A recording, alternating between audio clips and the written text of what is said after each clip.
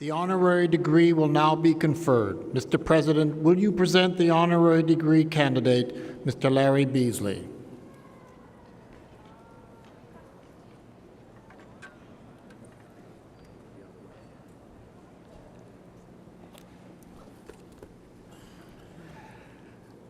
Mr. Chancellor, today we honor one of SFU's most gifted and accomplished alumni, whose far-sighted leadership has dramatically transformed Vancouver into a city envied around the world. This jewel that so many of us are privileged to call home has been cut and polished at the hand of Larry Beasley, one of its most influential and visionary planners. As a boy, Larry Beasley built cities in the sand. But later, after graduating from Simon Fraser University in 1973, he embarked on a career whose trajectory saw him assume key positions, first as a senior planner with Vancouver, then as the city's deputy director, and then as director of current planning. From the beginning, he argued that every city possesses its own DNA, and for 30 years, he devoted himself to understanding Vancouver's. Larry Beasley imagined a thriving city with a vibrant urban core, a city of revitalized neighborhoods where work, home, amenities, and entertainment were all within walking distance of each other. In short, a city designed to human scale. Over time, he developed his downtown living first strategy, which doubled the inner city population, created open spaces, and provided limitless cultural opportunity. He directed the Vancouver Legacies program and raised several $1 million for civic projects. He participated in the Vancouver Urban Design Panel and led efforts towards a new convention and exhibition center. Under his guiding hand, Vancouver became known as a model for new urbanism. To ensure continued excellence, he implemented a unique planning process in which developers must submit their plans for review by a panel of top architects and urban planners. As a creative force and decisive leader, Larry Beasley has left a remarkable legacy to Vancouver, one that extends far beyond the city's limits. He chairs the National Advisory Committee on Planning, Design, and Realty, and advises other Canadian municipalities. Planners and architects around the world seek his advice, and as the Distinguished Practices Professor of Planning at UBC, he mentors future generations of planners. For his outstanding contributions to society, he was appointed a member of the Order of Canada. The United Nations recognized his work as one of the world's 100 best planning practices, and the Royal Architectural Institute of Canada conferred on him its 2003 Medal of Excellence as Advocate for Architecture. Today, we pay tribute to this outstanding alumnus of Simon Fraser University.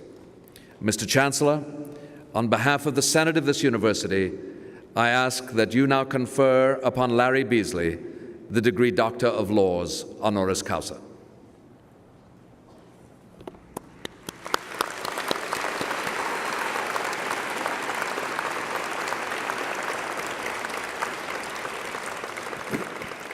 Larry Beasley, by the virtue of the authority vested in me and in the Senate of this university, I hereby admit you to the degree of Doctor of Laws, honoris causa.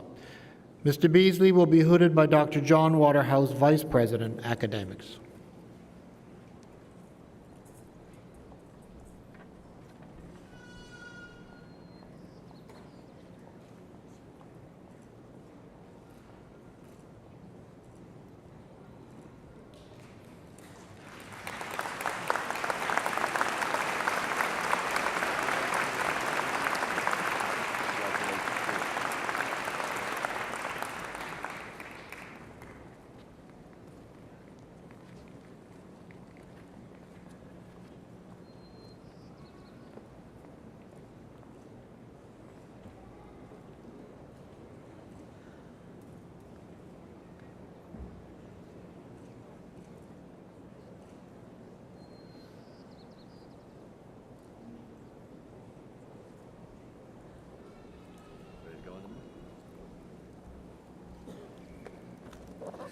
It is with pleasure that I now call upon Dr. Larry Beasley to give his convocation address.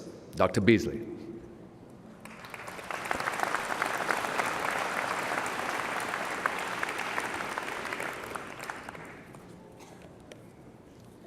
Chancellor Louis, President Stevenson, honored graduates and faculty, ladies and gentlemen, I'm sure you can imagine that this is a special day for me, but more to the point, this is a very special day for those who are the graduates in this assembly, those in blue here today. After years of toil and tenacity, often thinking, I'm sure, because this is the way I felt sometimes, that I would never get done, you are now here. You are well prepared. You are now launched into your life's work. And you have much to offer, whether it be in the public or private sectors, the professions, or the academy, business, or the arts. You have many paths to choose from. So I want to start today by commending to you at least one path. In fact, it's one that has proven very satisfying for me, and that is the path of public service, of government service. I say this because we are at a very critical juncture in our world, and government needs people like you. Government needs the best and the brightest, and you are the best and the brightest. Government needs the dedicated, and you are the dedicated. Government needs strength and decisiveness, and you have learned to be strong and to be decisive. And contrary to all the myths, a life in public service is a challenging and interesting adventure. It certainly has been for me over the last 32 years. It allowed me to pursue my passion, which was to rethink and reshape the city as a city planner and urban designer, and to now see the results of my life's work all around me. It allowed me to work with integrity and with ethics on the very cutting edge of my field, and with as much creativity as I could muster on a day-to-day basis. It offered me the comradeship of amazing people as colleagues and ultimately as friends. And it's now allowing me to travel the globe to apply my craft wherever there is a city that needs that kind of assistance. And it's offered my life an unbelievable richness of experience, where every day has been exciting, yes, often long and hard and trying, but never dull, always fascinating, always fun, and ultimately supremely satisfying. And the public sector can offer the same and more for you.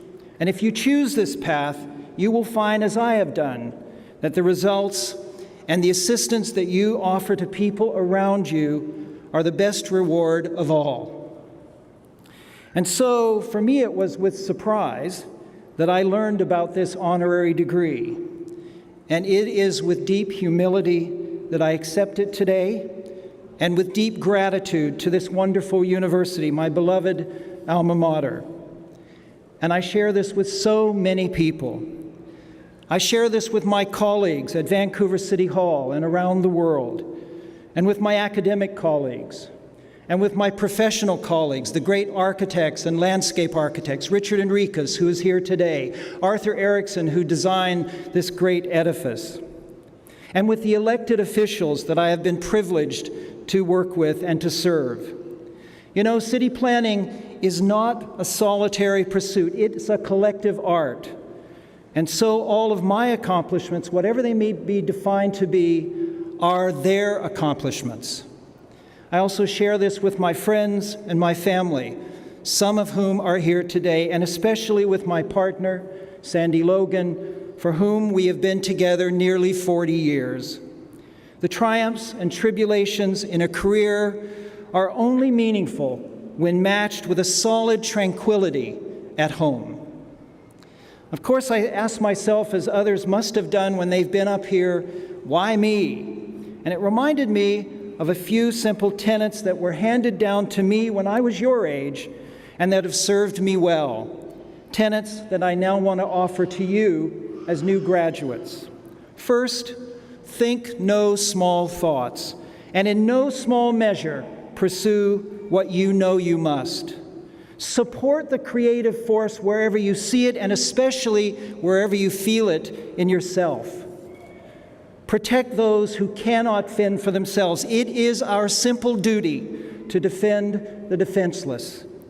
Rise to the challenge of your time. Explore and seek to understand both the physical and the intellectual world around you. And take the spiritual view, not just the materialistic view. Deal from principle, not from expediency. For the big questions, go with your ethics every time. Never compromise. Live a loving life with your heart and your hands reaching out. Acknowledge that the more you know, the less you really know. And finally, accept nothing as a given that you know should not be a given. In the Catholic faith, the patron saint of city planners is St. George. It is said of this mystical ancient figure that he, quote unquote, slew the dragon and saved the city. And this has certainly been my metaphor for the mission of my life. In fact, for my generation, the future of quality urbanism, humane cities, and decent livability all hung in the balance, and we had to respond. We were compelled. And I'm anxious, in fact, I'm sure, that in your generation, the stakes are much, much higher. Our whole world, our species, our environment, and looking down the road, probably your grandchildren, or certainly your grandchildren, all of this now hangs in the balance, and you have to respond. And I hope you will feel the same compulsion that we felt so many years ago. And I know you will respond, and I'm confident of that. And the irony is that as you tackle what could well be an epical tragedy, you shall unfold for yourself a wonderfully fascinating life, a fulfilling career, and a satisfying opus of work. You will carry forward your profession, you will honor your family, you will take our nation to new heights. In fact, you will rescue the future. Thank you very much.